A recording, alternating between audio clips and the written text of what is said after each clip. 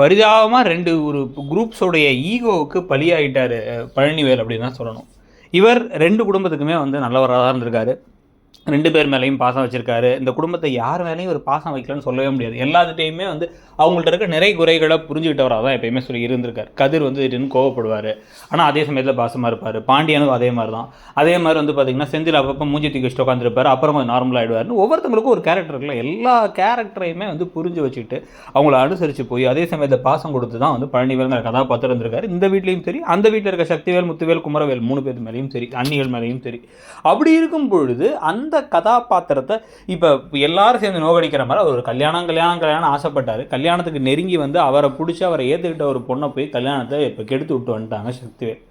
So இப்போ இந்த இடத்துல வந்து கோவப்பட வேண்டியது சக்திவேல், முத்துவேல் மேலே. ஆனால் ஆமாம், அவங்க மேலேயும் கோவப்படணும். இன்னொரு பக்கம் வந்து பார்த்தீங்க அப்படின்னா பாண்டியன் மேலேயும் கோவப்படணும். இப்போ இந்த பொண்ணு வீட்டில் ஏன் வந்து நாங்கள் வந்து கண்டிப்பாக கொடுக்க மாட்டோம் அந்த பொண்ணை அப்படின்னு சொல்லியிருப்பாங்க அப்படின்னு வந்து பார்த்தீங்கன்னா, இவருக்குன்னு நிலையான சம்பளம் கிடையாது.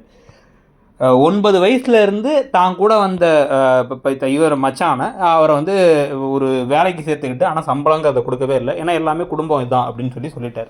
இப்போ சொத்து விவகாரத்தில் ஒரு தெளிவெல்லாம் கிடையாது. ஏன்னா வந்து அவருக்கு இவர் பிள்ளைங்களாம் இருக்காங்க. அப்படி இருக்கும்போது இவருக்கு என்ன சொத்து கொடுப்பாங்க அப்படிங்கிறத பற்றி பேசவும் இல்லை. அவனே என் புள்ள மாதிரின்னு சொன்னாரே தவிர இதெல்லாம் எதுவுமே பேசலை.